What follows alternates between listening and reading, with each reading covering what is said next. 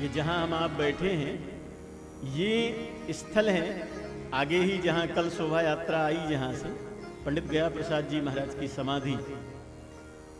पंडित जी यहाँ के विशिष्ट महापुरुषों में माने जाते थे। हमने महापुरुषों से सुना, वृंदावन के एक बहुत बड़े शास्त्री जी पंडित जी का दर्शन करने आए और पंडित जी से कहने लगे कि पंडित जी, भागवत में लिखा है कि भागवत के पठन पाठन से भगवान मिल जाते हैं। हमने पूरे जीवन भागवत का पठन पाठन किया, लेकिन हमको भगवान तो नहीं मिले।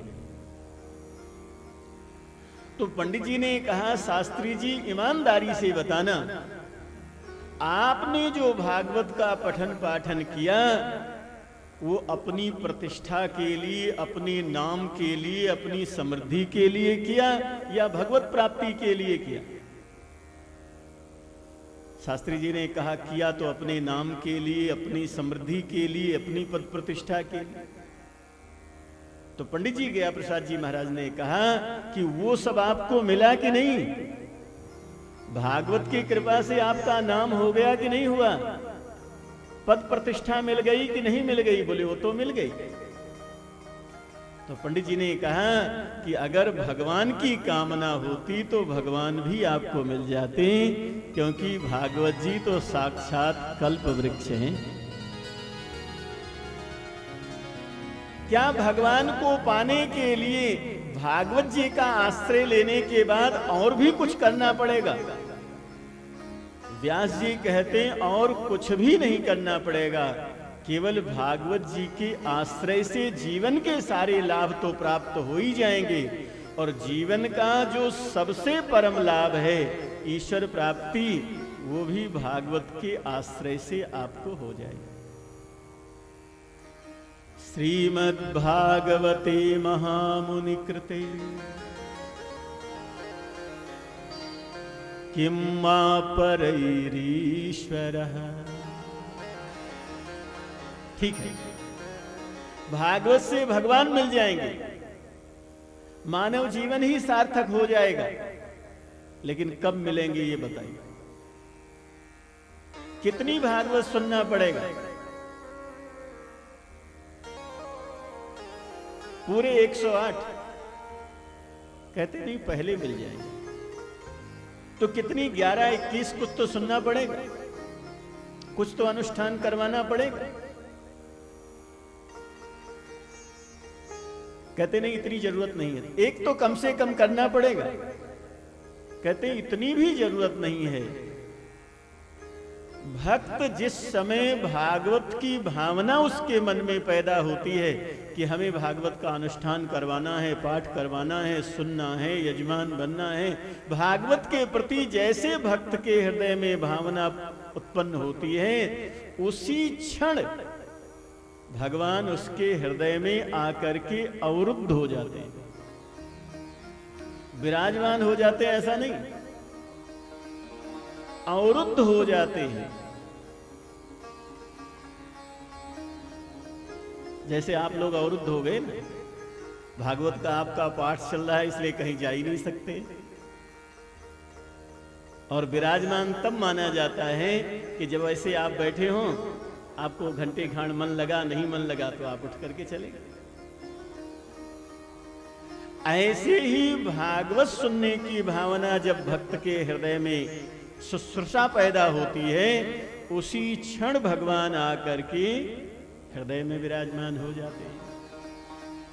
सद्यो हृदवरुद्धते त्रिकृतिभिः शुश्रूषिभिस्तत्क्षणात्। लेकिन एक बात सुनना, भागवत सुनने की सच्ची शुश्रूषा पैदा हो जाए तो समझ लो भगवान आपके, फिर भगवान आपको छोड़ करके जा नहीं सकते। लेकिन भागवत सुनने की इच्छा किसमें पैदा होती है? गोवर्धन आने की इच्छा किसमें पैदा होती है? पूजा पाठ करने की इच्छा किसमें पैदा होती है? सब में नहीं होती। पूरा जीवन चला जाता है, बेटा बेटी धन संपत्ति की इच्छा तो हो जाती है, लेकिन भगवान की आराधना की इच्छा ही नहीं पैदा होती। किसमें पैदा होती है? बोले जो कृति भी, जो पुण्यात्मा है उन्हीं में इच्छा पैदा होती है। जिनके जीवन में पुण्य नहीं है उनको कभी तीर्थ व्रत पूजा पाठ धर्म कर्म की इच्छा ही नहीं पैदा होती। बेटा बेटी धन संपत्ति की इच्छा होगी, लेकिन भगवान की इच्छा उनके मन में होती नहीं। लेकिन अगर सच्ची शुश्रूषा आपके हृदय में जग गई तो भगवान आपको हृदय छोड़ करके जा नहीं सकते। पूज्यपाद गोस्वामी जी की एक दो पंक्ति सुनिए।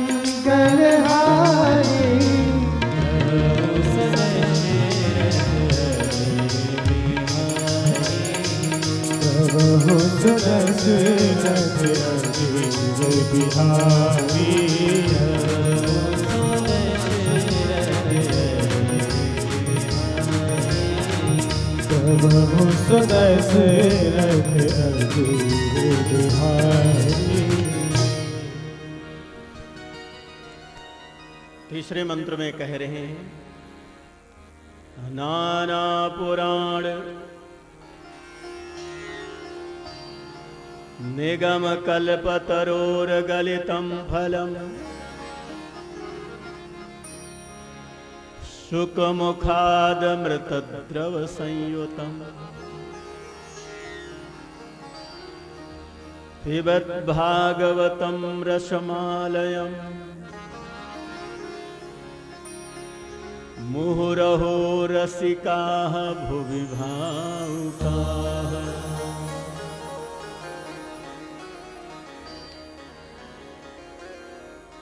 वेद रूपी कल्प वृक्ष का परिपक्व फल है श्रीमद् भागवत। धरती पर कैसे आया? बोले सुखदेव जी महाराज ने चोंच लगाया, सुखदेव जी महाराज के द्वारा ये फल भागवत रूपी फल धरती पर आया। भगवान व्यास कहते पियो, पिबत भागवतम रसम, भागवत रस का पान करो, पियो।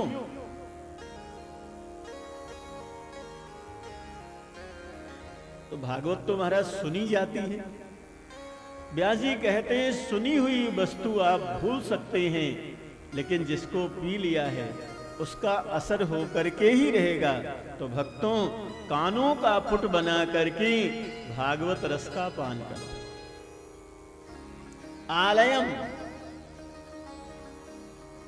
लय पर्यंतम, मोक्ष पर्यंतम, लेकिन भक्ति में तो मोक्ष का महत्व नहीं है। बोले भागवत तब तक पढ़ते रहो, सुनते रहो। कब तक? बोले जब तक नंद नंदन श्याम सुंदर आपको उठा करके अपने हृदय से न लगा ले, तब तक सुनते रहो, इस भागवत रस का पान करते रहो। कौन सुनेगा? तो कहते हैं रसिका भूमि भावुका, जो भावुक जन हैं, जो रसिक जन हैं। अरे रसिकों, अरे भावुकों, आओ भागवत रस का पान। तो क्या रसिक और भावुक ही सुने? व्यास जी कहते हैं सब सुनो, मनाही नहीं है, लेकिन स्वाद तो तभी मिलेगा जब आप रसिक बन जाएंगे, भागवत के भावुक श्रोता बन जाएंगे, तो स्वाद मिलेगा। सुनते सुनते धीरे धीरे आप रसिक बनेंगे और धीरे धीरे स्वाद आपका बढ़ता जाएगा।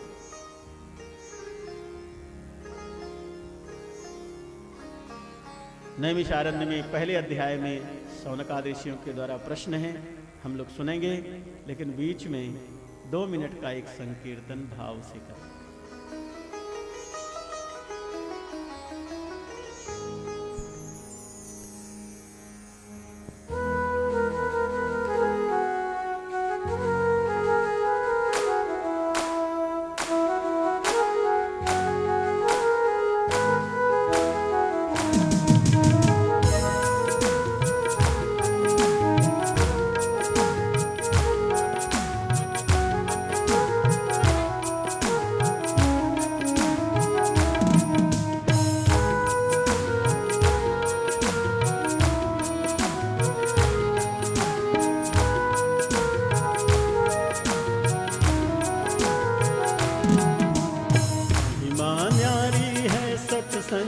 सत्संगत में आओ, महिमा न्यारी है सत्संग की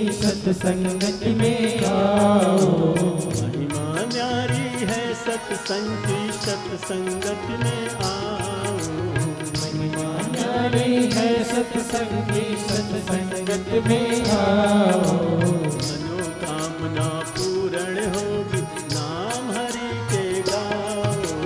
मनोकामना पूर्ण होगी नाम हरि के गाओ।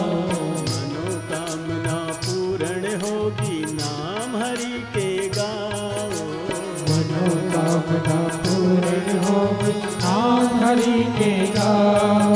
बोलो राम जय सिया राम, सिया राम जय सिया राम। बोलो राम जय सिया राम, सिया राम जय सिया राम। बोलो राम जय सिया राम, सिया राम जय सिया राम। बोलो राम जय सिया राम, सिया राम जय सिया राम। ताली बजाते हुए हरि बोल।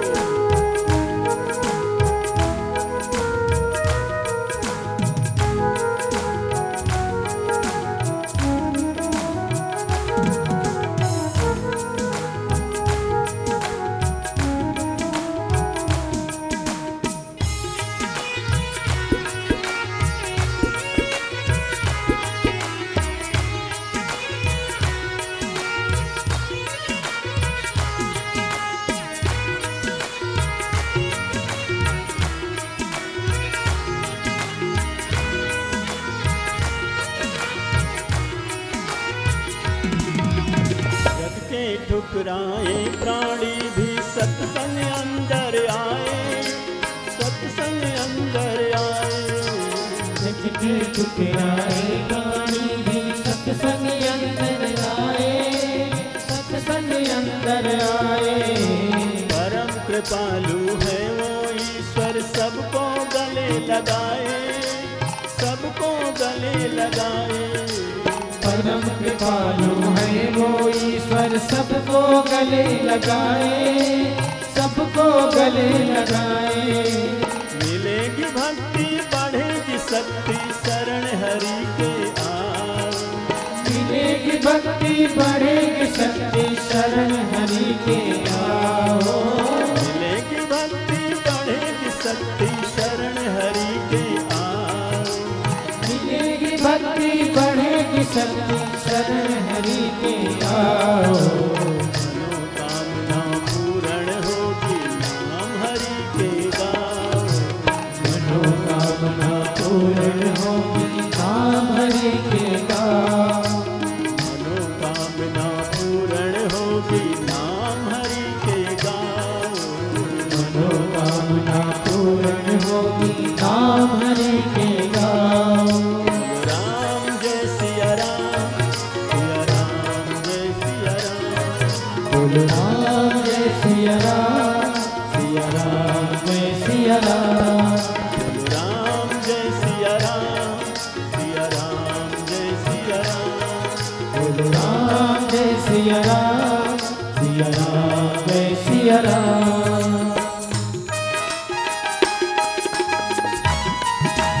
हरि बोल।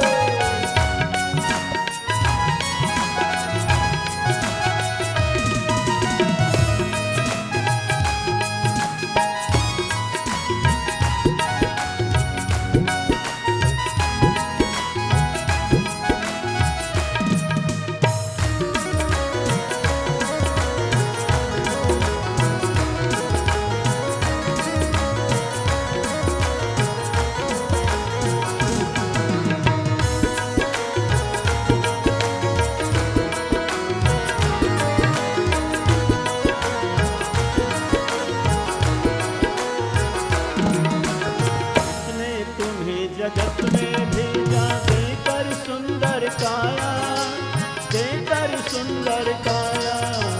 जिसने तुम्हें जगत में भेजा, देकर सुंदर काया, देकर सुंदर काया। दे दी जिसने सारी संपत्ति, काहे उसे भुलाया, काहे उसे भुलाया। देवी जिसने सारी संपत्ति, काहे उसे भुलाया, काहे उसे भुलाया।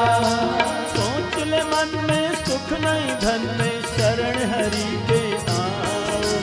सोच ले मन में सुख नहीं धन में, शरण हरि के आओ। सोच ले मन में सुख नहीं धन में, शरण हरि के आओ। सोच ले मन में सुख नहीं धन में, शरण हरि के आओ। कामना पूर्ण होगी, नाम हरि के गाओ। मनोकामना पूर्ण होगी, नाम हरि के गाओ।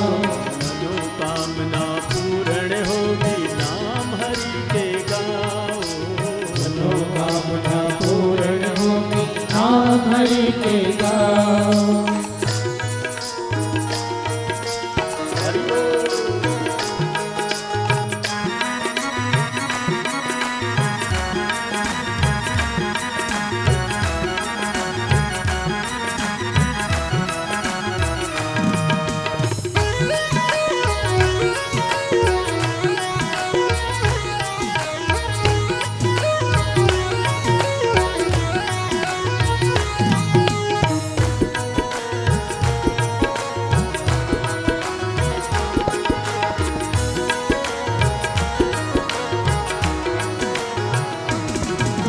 सबसे प्यारा मित्र प्रभु है, अगर उसे ना जाना, अगर उसे ना जाना। सबसे प्यारा मित्र प्रभु है, अगर उसे न जाना, अगर उसे न जाना। मानुष देही पा करके भी नहीं तुम्हें कुछ पाना, नहीं तुम्हें कुछ पाना। मानुष ने ही पाकर के भी नहीं तुम्हें कुछ पाना, नहीं तुम्हें कुछ पाना। संत है गाते यही बताते संत शरण में आओ। संत ये गाते यही बताते संत शरण में आओ। संत है गाते यही बताते संत शरण में आओ। संत है गाते यही बताते संत शरण में आओ।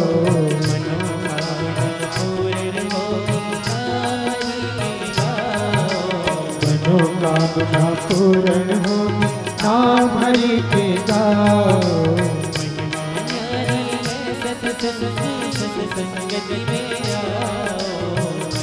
न्यारी है सत्संग की सत्संगत में आओ।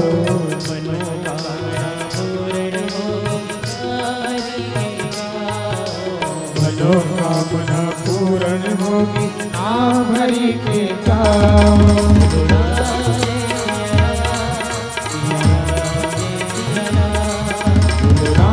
जय सिया राम, सिया राम, जय सिया राम।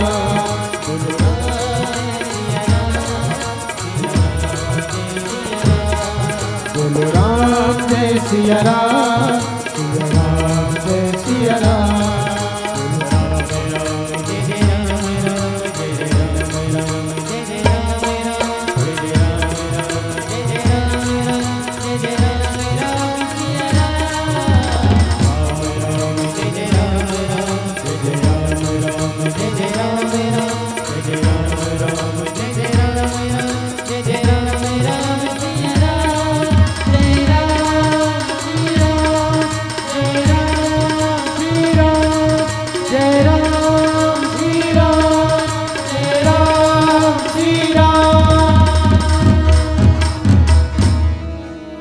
गिरिराज भगवान की जय।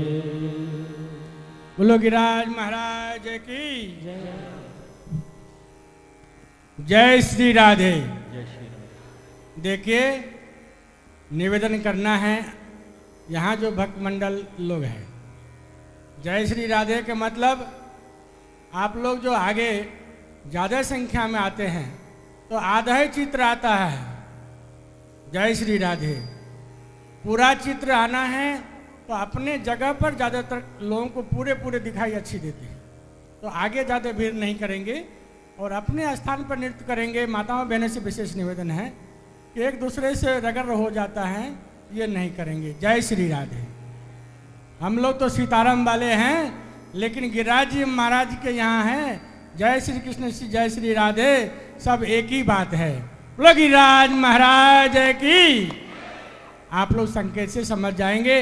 दिव्य मुरारी बापू धाम सेवा ट्रस्ट, गनाहेरा पुष्कर, जिला अजमेर, राजस्थान। बापू जी के वहाँ मुख्य स्थल आप सब भक्तों के सहयोग से बना है। विशाल आश्रम है, वहाँ साधु संत ब्राह्मण क्षेत्र आने जाने वाले अतिथियों का सेवा कायम हो रही है। सज्जनों, वहाँ आजीवन ट्रस्टियों का भक्तों लोग ने बना है, उसमें नए नाम भी जो जुड़ रहे हैं। आज बहुत खुशी की बात है, हमारे दिव्य मुरारी बापू धाम सेवा ट्रस्ट में आजीवन सदस्य ट्रस्टी हमारे टोंक जिला से श्रीमान रमेश चंद जी बांगर, श्रीमती सविता बांगर ने, ये सपत्नी दोनों टीचर हैं, सरकारी सेवा में रत्न है और अपार श्रद्धा है बापूजी के प्रति, सभी धर्म के प्रति। उसने आज इस ट्रस्ट के अंदर में संकल्प किया 1,11,000 रुपया दे करके वह ट्रस्टी बन रहे हैं। श्रीमान रमेश चंद जी बांगर साहब और सविता जी से निवेदन करेंगे, यहाँ उपस्थित हैं, बापूजी से आशीर्वाद प्राप्त करेंगे। बापूजी का बीच में बैठे हैं। हम सभी सत्संगी ट्रस्टी यहाँ जो विशेष आए हैं, सब उनका जोर से ताली से हम लोग एक बार स्वागत करेंगे। बोले गिरिराज महाराज की। सज्जनों, साधु संत अनक्षेत्र भंडारे में हमारे बहुत 40 साल से पुराने, उससे भी पुराने डॉक्टर घनश्याम जी शर्मा, रामगंज मंडी, हमारे नामा राशि है। हाँ, 11,000 रुपया राशि का सहयोग साधु संत भंडारे में सेवा रत्न हैं। सब पत्नी मंच पर आकर के बापूजी से आशीर्वाद प्राप्त करेंगे। इसी कड़ी में हमारे डॉक्टर राकेश जी शर्मा भवानी मंडी, जो हमारे डॉक्टर घनश्याम जी का भाई हैं और ये भी दंत चिकित्सक डॉक्टर है, 11,000 रुपये राशि का सहयोग साधु संत भंडारे का सहयोग इनके तरफ से है। जोर से ताली से स्वागत करें। बोले गिरिराज महाराज की। दोनों सज्जन, दोनों सगे भाई हैं और यहाँ जजमान भी हैं और सहयोग देकर के पुण्य का लाभ प्राप्त कर रहे हैं। जोर से ताली से इस ट्रस्टियों का घनश्याम जी शर्मा हमारे ये भी आजीवन ट्रस्टी है, ये विशेषता है और हर सेवा में इनका नाम भी है। तो जोर से ताली से स्वागत करेंगे।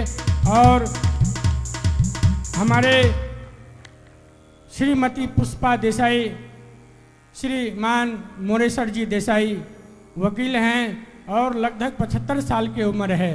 डॉक्टर ये सेंधवा से हैं।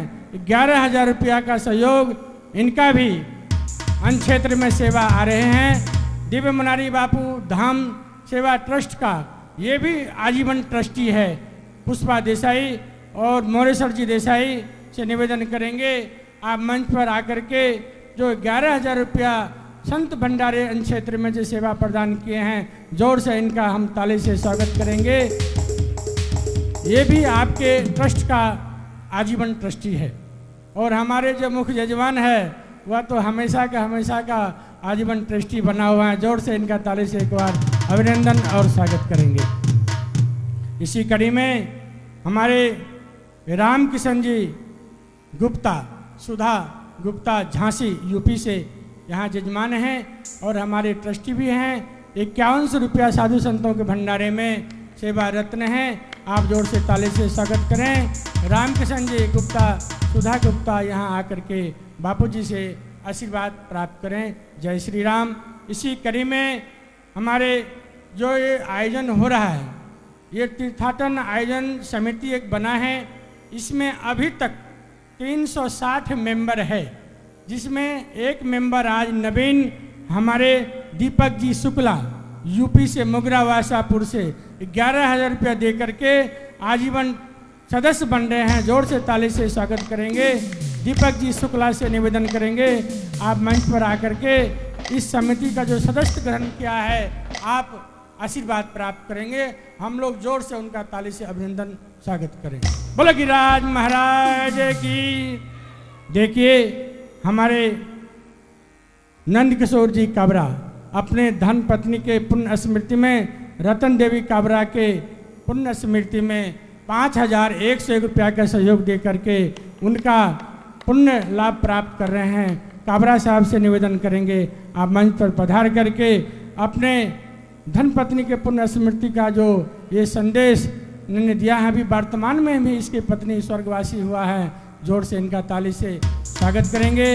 आज इस गिरिराज धाम में आकर के इस कथा का आनंद लाभ प्राप्त कर रहे हैं। इसी बीच में हमारे देखिए लगभग 25 साल से हर वर्ष एक साल विजयनगर, एक साल गुलाबपुरा बापू की कथाएं होती रहती हैं, जिसमें दिव्य सत्संग मंडल हमारे गुलाबपुरा के अध्यक्ष श्री राम कुमार जी चौधरी साहब यहाँ उपस्थित हुए हैं। जोर से इनका ताली से स्वागत करेंगे और मंच पर बापू का स्वागत करेंगे।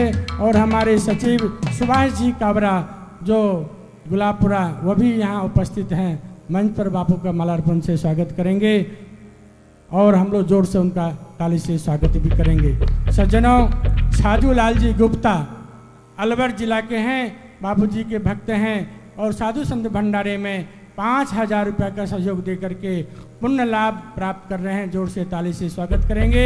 साधु लाल गुप्ता से निवेदन है मंच पर पधारें और आशीर्वाद प्राप्त करें। इसी कड़ी में महिला मंडल 5,101 रुपया नेवई से जो सहयोग संत भंडारे में सेवा अर्पित किया है, हम निधि जी से निवेदन करेंगे आपके जो बहनें हैं उसको बापू से आशीर्वाद लेने के लिए मंच पर पधारें और जोर से हम लोग गिरिराज महाराज की ताली बजाते हुए स्वागत करें। बोले गिरिराज महाराज की। इस कड़ी में गीता जिंदल देवली से 2100 रुपया का सेवा उनके तरफ से प्राप्त हुआ है। जोर से ताली से स्वागत करेंगे और वह भी आशीर्वाद प्राप्त करेंगे। और गुप्त दान एक बहनों से कथा सुन रही हैं, बीच में बैठी हैं, अपना नाम प्रकट नहीं किया, 2100 रुपया का सहयोग प्रदान किया है। संत भंडारे के लिए जोर से ताली से हम लोग स्वागत करेंगे। और हमारे 5 बहनें, देखिए 5 बहनें होती हैं, 5 बहनें मंडल हैं विजयनगर से, उनके तरफ से 5101 रुपया का सहयोग हमारे 5 बहनें जो विजयनगर की हैं उनका हार्दिक अभिनंदन है। वह बापू से आशीर्वाद प्राप्त करेंगे। वह बहनें यहाँ हैं, जल्दी करेंगे। इस प्रकार से ये कार्यक्रम दिव्य मुरारी बापू धाम सेवा ट्रस्ट जो गन्हेरा पुष्कर के तत्वाधान में तीर्थाटन आयोजन समिति जो भक्तों का मंडल बना हुआ है उसके तत्वाधान में ये हर वर्ष यहाँ कथाएं तीर्थ में होती हैं। उनके सदस्य लोग यहाँ आकर के इस कथा का आनंद और लाभ उठा रहे हैं। हम आपसे आग्रह और निवेदन करेंगे, बापूजी का उद्देश्य, बापूजी के संदेश में आप सब भक्तों का सहयोग है। जो इनके संदेश को, उनके वचन को आप देश विदेश में सहयोग दे करके इसको आगे बढ़ावें। बापूजी के संकल्प में जो आहुति हम भक्त लोग दे रहे हैं उसको आगे बढ़ावें। हम निवेदन करेंगे कि आप ज़्यादा से ज़्यादा सहयोग दे करके बापू के इस ट्रस्ट में सहयोग दे करके सेवा को आगे बढ़ावें। जय श्री राम। हाँ साहब, हमारे जगदीश जी नवाल साहब इस आयोजन में जजमान भी हैं और 5100 रुपया सहयोग दे करके साधु संत के भंडारे में सेवा अर्पित कर रहे हैं। हम नवाल साहब के सुपुत्र और उनके माताश्री यहाँ है, आकर के बापू से आशीर्वाद प्राप्त करेंगे। सज्जनों, बापू जी की इच्छा है कि ऐसी ये समिति, तीर्थाटन आयोजन समिति ऐसा विशाल हो जाए कि किसी से सहयोग की आवश्यकता न पड़े, ऐसी बापू जी का संकल्प है। आप जितना ही मेंबर बन सकेंगे इस तीर्थाटन आयोजन समिति का, आप लोग 11,000 रुपया दे करके इस समिति का आप सदस्य स्वीकार कर सकते हैं। जो आगे से आगे अच्छी से अच्छी व्यवस्था दे करके इससे विशाल आयोजन हम लोग कर सकें, यही आशा है। जो दिव्य मुरारी बापू धाम सेवा ट्रस्ट का ये उद्देश्य हमेशा सभी संत ब्राह्मणों के बीच में सेवा में आगे बढ़ते रहें, यही निवेदन है, यही अपेक्षा है। ज़्यादा से ज़्यादा सहयोग दे करके आप पुण्य का लाभ प्राप्त करें। जय श्री राम, जय पुष्कर राज।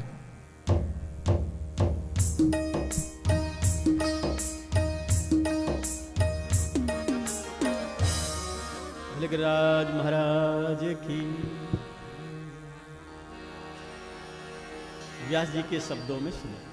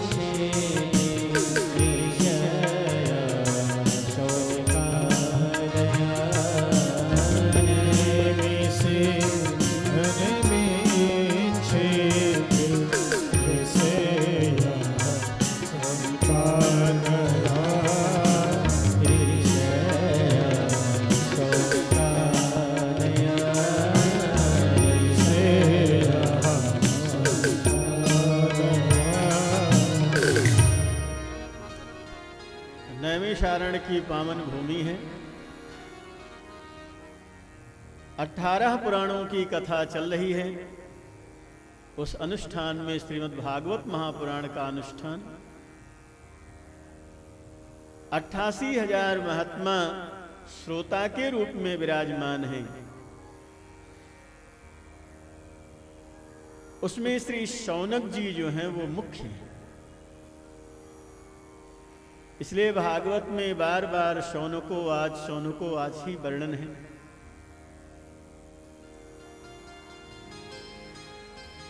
सूत जी महाराज परम पुराणाचार्य हैं, भगवान व्यास के शिष्य हैं।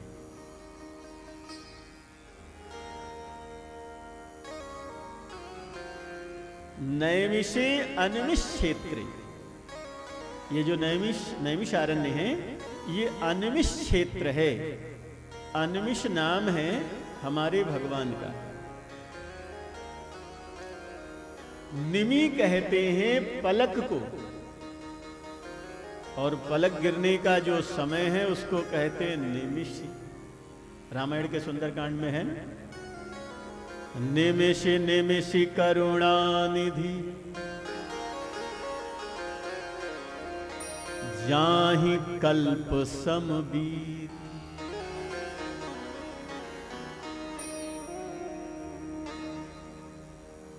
तो भगवान का नाम अनिमिष क्यों पड़ गया?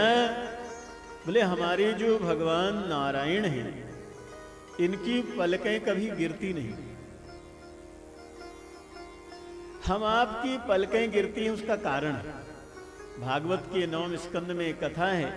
महाराज जनक के पूर्वज निमि महाराज हुए, उनको ब्रह्मा जी ने वरदान दे दिया है कि सबकी पलकों के ऊपर वास रहेगा, और कहते हैं तभी से पलकें गिरना चालू हो गई। लेकिन भगवान की पलक कभी गिरती नहीं, भगवान नारायण की, इसलिए भगवान का ही एक नाम है अनमिष। नैमिषे अनमिष क्षेत्रे। नैमिषारण्य की भूमि कैसी है? बोले भगवान की भूमि है। जैसे गिरिराज जी की भूमि कैसी है? बोले ये भी अनमिष क्षेत्र है, ये भी भगवान का क्षेत्र है। ऋषयः शौनकादयः 88,000 ऋषि हैं। ऋषयः बहुवचन हैं। शौनकादि ऋषिगण 17 स्वर्गाय लोकाय सहस्र सम्मासत सत्र कर रहे हैं।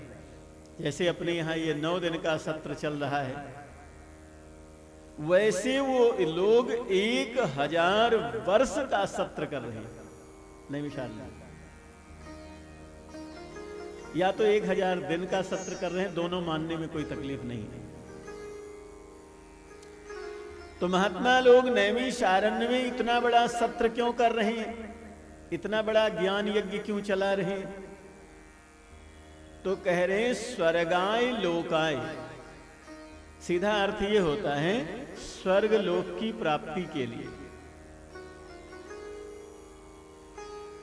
लेकिन स्वर्गाय नाम भी भगवान का है।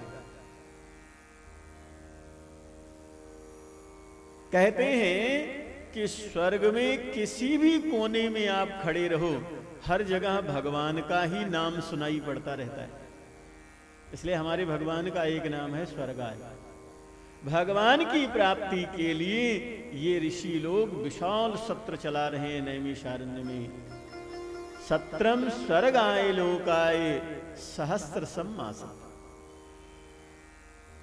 उस सत्र में भगवान व्यास के परम शिष्य पुराणाचार्य सूत जी महाराज पधारे हैं। तो ऋषियों को बहुत प्रसन्नता हुई कि हम लोग यज्ञ कर ही रहे हैं और साथ साथ में पुराणाचार्य श्री सूत जी महाराज आ गए हैं। तो बीच का जो समय होगा उसमें हम पुराणों की कथा इनसे लाभ लेंगे, सुनेंगे।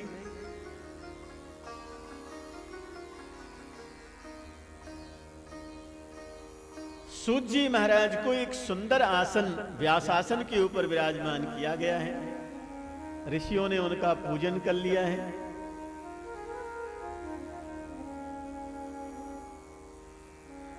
पूजन के बाद ऋषि लोग उनकी प्रशस्ति में कहते हैं कि हे सूत जी महाराज, आपको पुराणों का और इतिहास का समग्र ज्ञान है।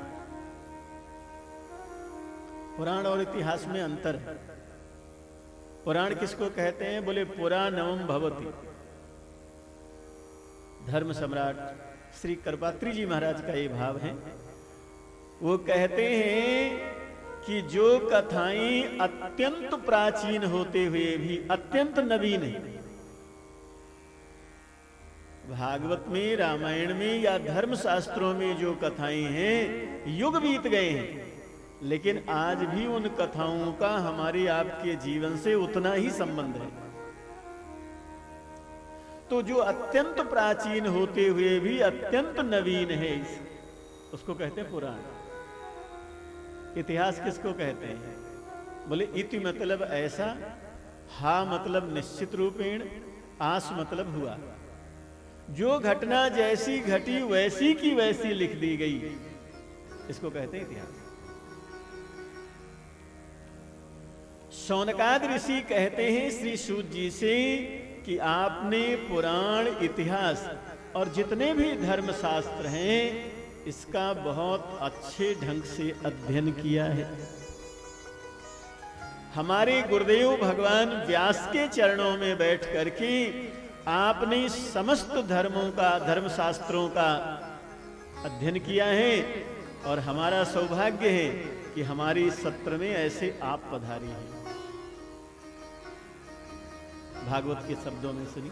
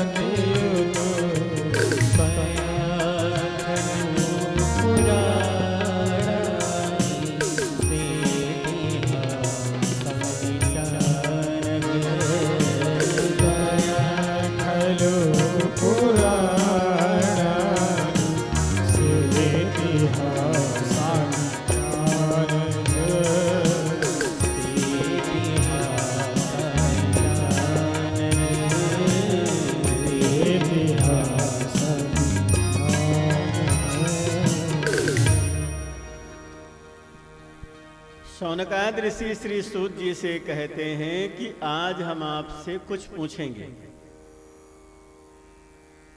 हमारा एक प्रश्न नहीं है, दो नहीं है, तीन नहीं है,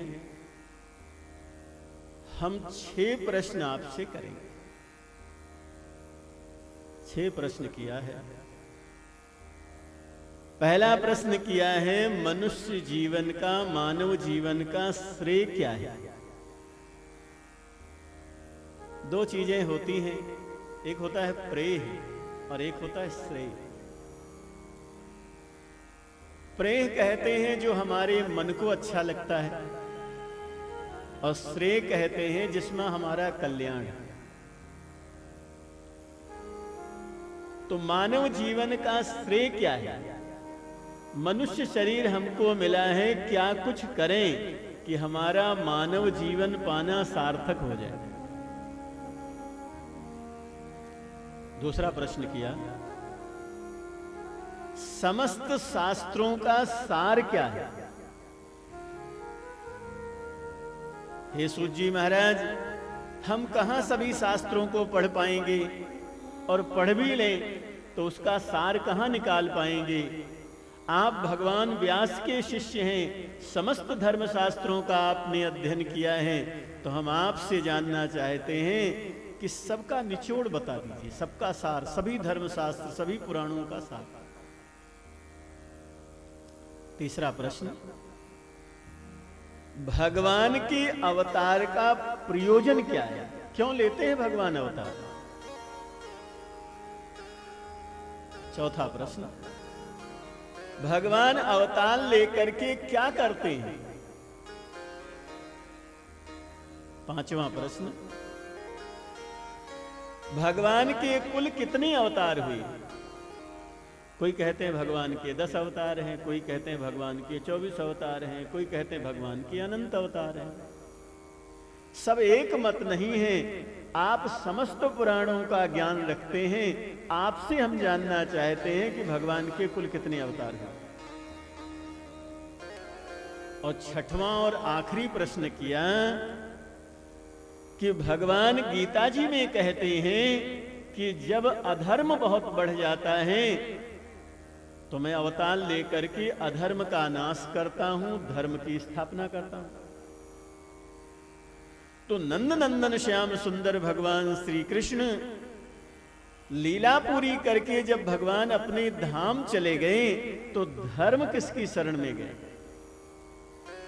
ये 6 प्रश्न हैं, ध्यान से सुनिए। किम श्रेयः शास्त्रसारः कः स्वावतार प्रयोजन।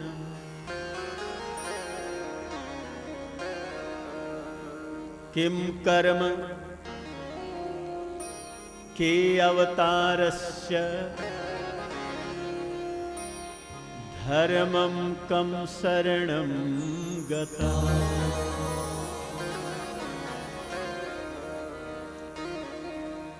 इत्येते सूतमुद्दिश्य षष्ठ प्रश्नः मुनिभिः कृतः।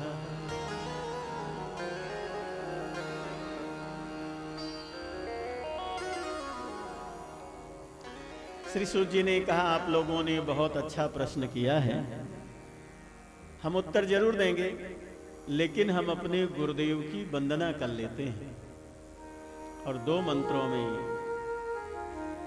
श्री सुखदेव जी की वंदना की। यम प्रव्रजन्तमनुपेतमपेत्य कृत्यम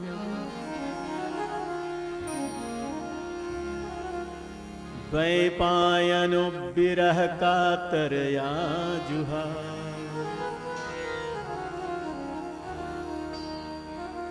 पुत्रेति तन्मयतया तरोभिनेदुः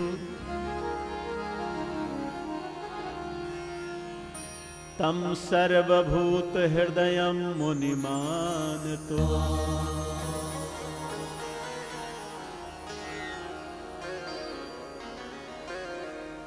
यः स्वानुभावमखिलस्तुतिसारमेकम्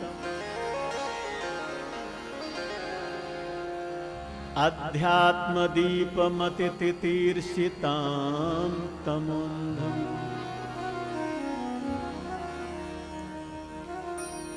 संसारिणां करुणयाः पुराणगुह्यम्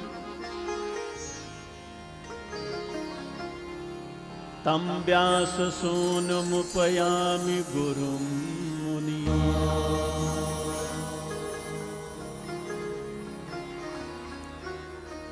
पहले मंत्र में कहा हम सुक मुनि को प्रणाम कर रहे हैं, लेकिन श्री सूत जी महाराज का हृदय कराह गया कि हमारे गुरुदेव केवल मुनि नहीं है। तो दूसरे मंत्र में कह रहे हैं गुरुम मुनि नाम, जो मुनियों के गुरु हैं उनको हम प्रणाम।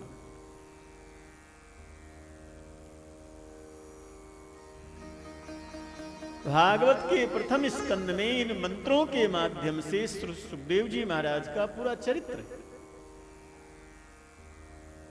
श्री सुखदेव जी महाराज के जीवन में वैराग्य और ज्ञान दोनों अपनी पूर्ण स्थिति में विद्यमान है।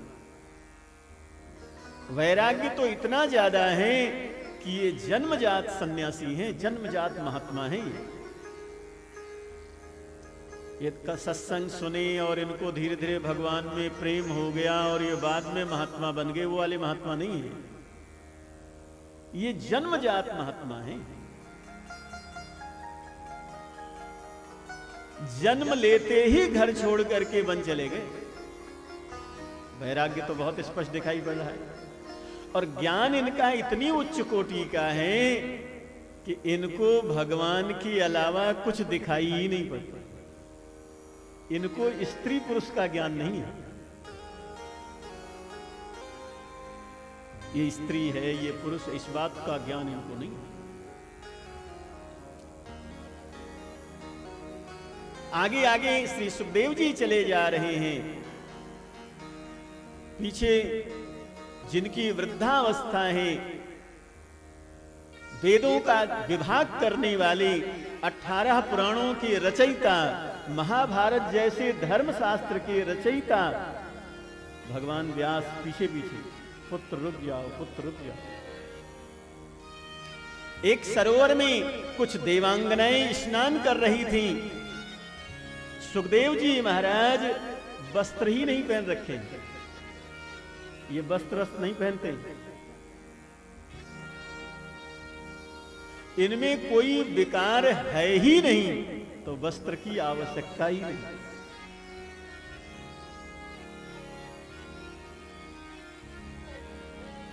श्री सुखदेव जी महाराज चले गए। सामने से उन देवांगनाओं को जरा सा भी संकोच नहीं हुआ।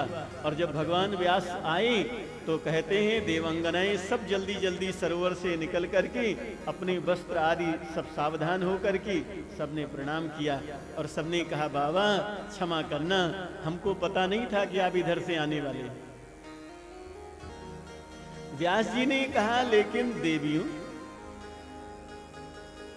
अभी युवान नंग धड़ंग हमारा बालक सुखदेव इसी रास्ते से गया, तब तो तुम लोगों को जरा सा भी शर्म नहीं आई। और मैं वृद्ध और मैं इधर से निकला तो बड़ा संकोच आ गया। उन देवियों ने कहा बाबा उत्तर बहुत कठोर होगा, अगर आप सह पावे तो हम कहें, आपको बुरा लग जाए तो कहने से क्या मतलब है। भगवान व्यास ने कहा नहीं, कह दो। देवियों ने कहा आपके पुत्र को स्त्री पुरुष का ज्ञान ही नहीं, उसको सब जगह भगवान ही दिखाई पड़ते हैं, तो उसके सामने हम कोई भी वस्त्र न पहने हो तो भी कोई फर्क नहीं पड़ता है, और हम 1000 वस्त्र पहन लें तो भी कोई फर्क नहीं पड़ता। और आपको तो स्त्री पुरुष का ज्ञान है, इसलिए आपके सामने सारी मर्यादा पालन करना जरूरी है। ज्ञान किसको कहते हैं? ज्ञान कहते हैं जब भगवान के अलावा आपको कुछ दिखाई न पड़े। जित देखूं तित श्याममयी, यह है ज्ञान। भगवान के अलावा न स्त्री दिखाई पड़े, न पुरुष दिखाई पड़े, न धन दिखाई पड़े, न वैभव दिखाई पड़े, न पद दिखाई पड़े, न प्रतिष्ठा दिखाई पड़े, केवल हर जगह आपको राधा कृष्ण ही दिखाई पड़े, तो वही ज्ञान की स्थिति। रामायण के अरण्य कांड में भगवान श्री राम गीता का वर्णन श्री लक्ष्मण जी के सामने करते हैं। वहां ज्ञान की परिभाषा कहते हुए भगवान जो कुछ कहते हैं गोस्वामी जी के शब्दों में सुनो।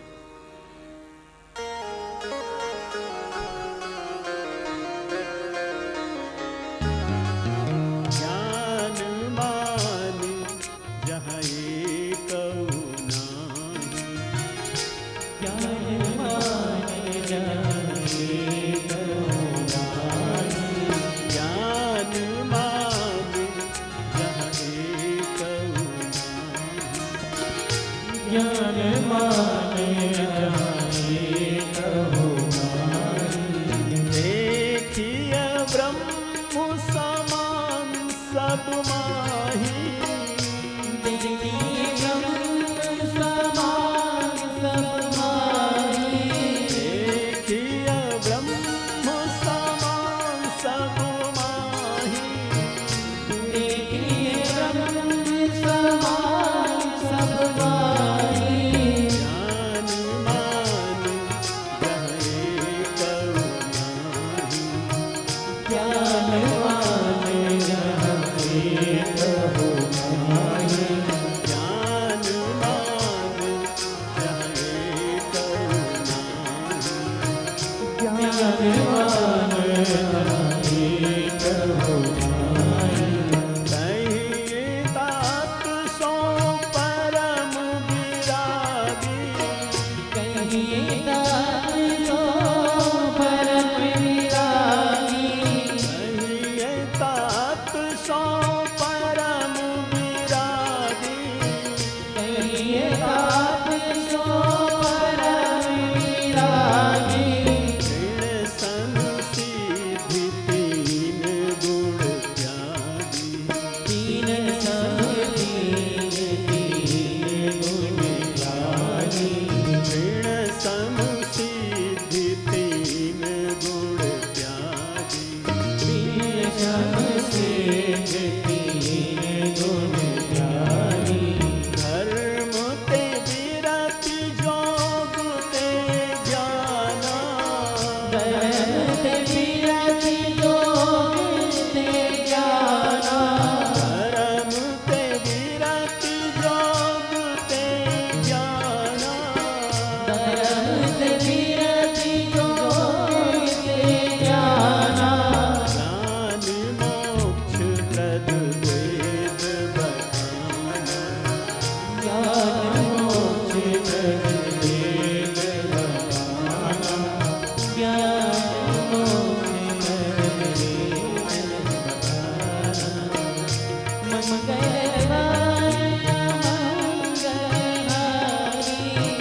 मंगल भवन मंगल हारी, मंगल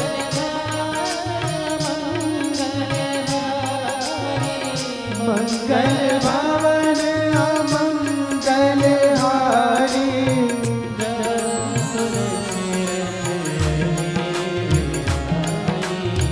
प्रभु दशरथ अजिर बिहारी,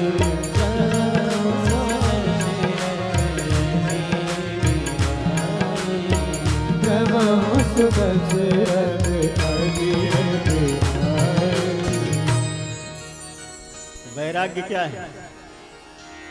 बोले जिस दिन आपके जीवन में ऐसी स्थिति हो जाए कि भगवान के सिवा आपको कुछ भी नहीं चाहिए, इसी का नाम है वैराग्य, और इसी स्थिति का नाम है वैराग्य की स्थिति।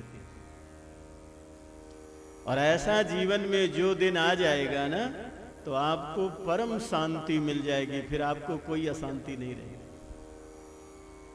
फिर आप ऐसी शिकायत नहीं करेंगे कि अब हमारा भगवान में मन नहीं लगता, मन तो पता नहीं कहाँ चला जाता है। जब कुछ चाहिए ही नहीं, ऐसा दिन आ जाएगा तो मन चुपचाप भगवान के चरणों में बैठा रहेगा। मन इसीलिए जाता है जो आपको चाहिए वहां मन भगता रहता है। भाई लोहे का स्वभाव है डूबना, लेकिन अगर लोहा तैर रहा है तो मान लेना कि किसी कास्ट से जुड़ा हुआ है, इसलिए लोहा तैर रहा है। मन भगवान के चरणों में बिल्कुल डूब जाएगा, लेकिन अगर बाहर भग रहा है तो इसका मतलब कोई ना कोई कामना आपके जीवन में जरूर है। जिस दिन जीवन में कोई कामना नहीं बचेगी उस दिन परम शांति। फिर आपको मन लगाना नहीं पड़ेगा, तब तो रोटी खाने के लिए भी मन खींच के बाहर लाना पड़ेगा, मन तो भगवान में ही डूबा रहेगा। कई कई दिन भोजन की भी सुध नहीं आएगी। लेकिन ये बहुत ऊंची स्थिति है, सामान्य स्थिति नहीं है। ऐसी स्थिति को प्राप्त हैं श्री सुखदेव जी महाराज। स्वामी जी विवेकानंद विदेश की भूमि पर उनका बड़ा लंबा चौड़ा 1 महीने तक का सत्संग हुआ, और स्वामी जी ने सत्संग के आखिरी बेला में कहा कि हम जब भारत वापस जाने लगेंगे तो बंदरगाह पर जहाज में बैठने के पहले हमने 1 महीने में जो कुछ बोला है उसका सार कहेंगे। तो जितने लोग सत्संग में आते थे उससे भी कई गुना भीड़ उनके विदाई समारोह में उपस्थित हुई। भाई महीने भर का जो कुछ निचोड़ है स्वामी जी जाते समय कहेंगे। लेकिन स्वामी जी उन तमाम लोगों के बीच में दूसरी चर्चा कर रहे हैं, सार वाली बात बोली नहीं रहे। अब बिल्कुल जहाज छूटने वाली है, कप्तान कह रहा है कि आप बैठिए, जहाज छूटने की तैयारी है, और लोग बार बार कह रहे हैं कि सार बताने में भी, महीने भर के सत्संग का सार बताने में भी 1 घंटे तो चाहिए। लेकिन स्वामी जी अपने उसी ढंग से, जिस ढंग से आप चित्र देखते हैं वही उनका स्वभाव था, उसी ढंग से जब जहाज पर बिल्कुल बैठने लगे, एक पैर जहाज की सीढ़ी पर, एक पैर बंदरगाह पर, तो उन्होंने कहा 1 सेकंड में हम पूरे महीने भर के सत्संग का सार कहने जा रहे हैं। और उन्होंने जो कहा वो प्राय हम आपको सबको ध्यान होगा। चाह गई चिंता गई मनवा बेपरवाह, जिसको कछु न चाहिए सो ही साहंसा।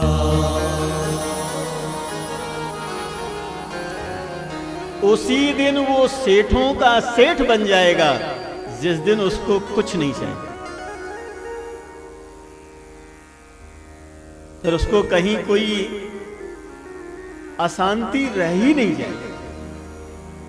और धर्म शास्त्रों में लिखा है कि आपके पास जब तक कुछ चाहिए तब तक हे जीव तू कुछ भी कर ले, तुझे शांति मिलने वाली नहीं।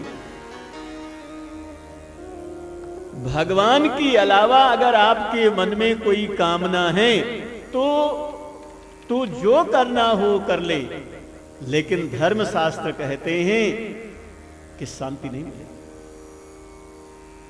भजन साधन करते करते जीवन में वो स्थिति आ जाए कि आपको लगे कि अब हमको कुछ नहीं चाहिए, न यश चाहिए, न पद चाहिए, न प्रतिष्ठा चाहिए, कोई सम्मान करे ये भी नहीं चाहिए, कोई हाथ जोड़े वो भी नहीं चाहिए, कुछ भी नहीं चाहिए। उस दिन फिर अखंड शांति आपके जीवन में आ जाएगी। फिर शांति ढूंढना नहीं पड़ेगा।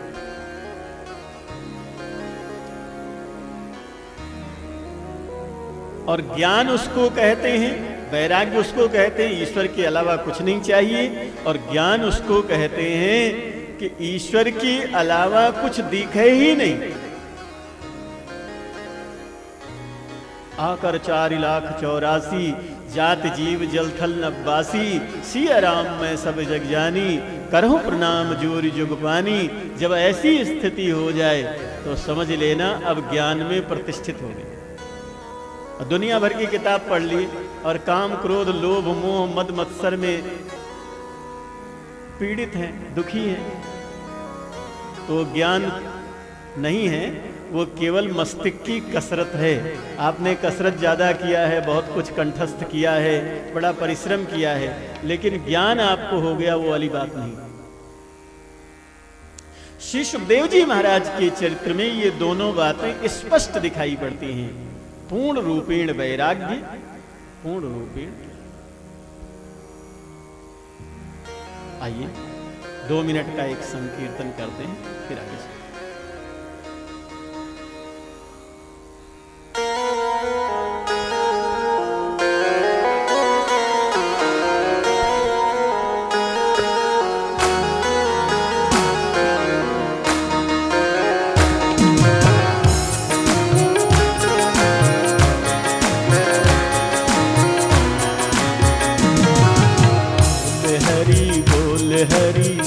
हरि हरि बोल केशव माधव गोविंद बोल हरि बोल हरि हरि हरि बोल केशव माधव गोविंद बोल हरि बोल हरि हरि हरि बोल केशव माधव गोविंद बोल हरि बोल हरि हरि हरि बोल केशव माधव गोविंद बोल हरि बोल हरि हरि हरि बोल हरि बोल हरि हरि हरि बोल हरि बोल हरि हरि हरि बोल हरि बोल हरि हरि हरि बोल